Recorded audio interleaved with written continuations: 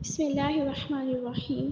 اچھا، یہ یہاں پہ جو چار آیتیں ہیں نا، ایک آپ نے کل پڑھی ہے اور باقی جو آج تین ہیں یہ آپس میں ملی ہوئی ہیں، اور ان چاروں آیات میں ایک واقعہ بیان کیا جا رہا ہے، تو میں وہ واقعہ آج مکمل بیان کرتی ہوں۔ یہودیوں کو نا یہاں پہ ایک واقعہ یاد دلایا جا رہا ہے کہ اس کا ایک خلاصہ ہے کہ بنی اسرائیل میں ایک مالدار شخص تھا، اس کا نام عامر تھا۔ تو اس کے نا کسی عزیز نے اسے خفیہ طور پر قتل کر کے دوسرے محلے میں پھینک دیا، تاکہ پھر اس کی جو میراث ہے، جو اس کی جائیداد ہے، اور اس کا خون بہا بھی لے سکے، اور پھر دعویٰ بھی کر دیا کہ مجھے خون بہا دلوایا جائے۔ اب قاتل کا تو پتہ نہ چل رہا تھا، تو وہاں کے لوگوں نے حضرت موسیٰ علیہ السلام سے درخواست کی کہ آپ دعا فرمائیں کہ اللہ تعالیٰ ہمیں حقیقت سے آگاہ کریں، ہمارے سامنے حقیقت ظاہر فرمائیں۔ تو پھر اس پر حکم ہوا کہ ایک گائے ذبح کر کے اس کا کوئی حصہ مقتول کو مارے، یعنی کہ جو مر گیا نا اس کو مارے، تو وہ زندہ ہو کر پھر قاتل کے بارے میں بتا دے گا۔ تو پھر لوگوں نے حیرانی سے کہا کہ آپ علیہ السلام کیا ہم سے مذاق کر رہے ہیں؟ کیونکہ مقتول کا حال معلوم کرنے اور گائے کی ذبح کرنے میں کیا مطلب ہے؟ تو پھر اس پر حضرت موسیٰ علیہ السلام نے جواب دیا کہ میں اس بات سے اللہ تعالیٰ کی پناہ مانگتا ہوں کہ میں مذاق کر کے جاہلوں میں سے ہو جاؤں۔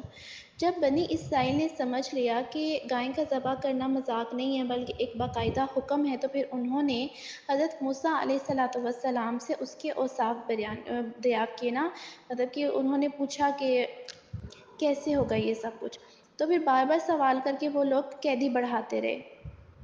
تو بالآخر یہ حکم ہوا کہ ایسے گائے ذبح کرو جو نہ تو بوڑھی ہو اور نہ ہی بہت کم عمر ہو، بلکہ وہ درمیانی عمر کی ہو، بدن پر کوئی داغ نہ ہو، ایک ہی رنگ کی ہو، اور رنگ ایسا ہو کہ آنکھوں کو بھانے والا ہو۔ تو اس گائے نے کبھی بھی کھیتی باڑی نہ کی ہو، نہ کبھی کھیتی کو پانی دیا ہو۔ تو آخری سوال پر انہوں نے کہا کہ ہم انشاءاللہ راہ پا لیں گے۔ بہرحال جب سب کچھ طے ہو گیا تو ان کی تسلی ہو گئی، پھر انہوں نے گائے کی تلاش شروع کر دی۔ پھر ان کے اطراف میں نا ایسی صرف ایک ہی گائے تھی۔ اب اس کا حال یہ تھا کہ بنی اسرائیل میں نا ایک صالحہ شخص تھا، اس کا ایک چھوٹا بچہ تھا، تو ان کے پاس ایک گائے کے بچے کے علاوہ اور کچھ نہ تھا۔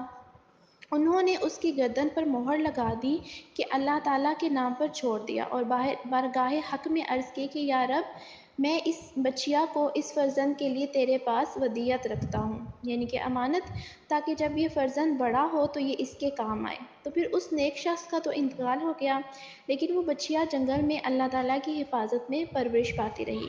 تو یہ لڑکا جب بڑا ہوا اور صالحہ و متقی بنا تو ماں کا فرما بردار تھا۔ ایک دن اس کی والدہ نے کہا کہ اے نور نظر، تیرے باپ نے تیرے لیے فلاں جنگل میں خدا کے نام پر ایک بچیا چھوڑی تھی، تو اب تو وہ جوان ہو گئی ہوگی، اللہ تعالیٰ سے دعا کرو کہ وہ تجھے عطا کرے اور تو اسے جنگل میں سے لے آ۔ لڑکا جنگل میں گیا تو اس نے گائے کو جنگل میں دیکھا اور والدہ کی بتائی ہوئی علامتیں اس میں پائیں، اور اس کو اللہ تعالیٰ کی قسم دے کر بلایا تو وہ حاضر ہو گئی۔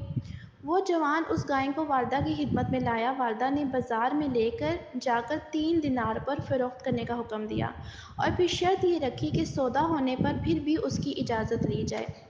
اس زمانے میں گائے کی قیمت ان اطراف میں 3 دینار ہی تھی۔ جوان جب اس گائے کو بازار میں لایا تو ایک فرشتہ خریدار کی صورت میں آیا، تو اس نے گائے کی قیمت 6 دینار لگائی، مگر یہ شرط رکھی کہ جوان اپنی والدہ سے اجازت نہیں لے گا۔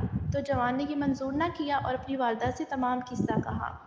اس کی والدہ نے 6 دینار قیمت منظور کرنے کی تو اجازت دے دی، مگر بیچنے میں پھر دوبارہ اپنی مرضی دریافت کرنے کی شرط دی۔ جوان پھر بازار میں آیا، اس مرتبہ فرشتے نے 12 دینار قیمت لگائی اور کہا کہ والدہ کی اجازت پر موقوف نہ رکھو۔ تو اس نے نہ مانا اور والدہ کو اطلاع دی، اور صاحب فراست عورت سمجھ گئی کہ یہ خریدار نہیں بلکہ کوئی فرشتہ ہے جو آزمائش کے لیے آتا ہے۔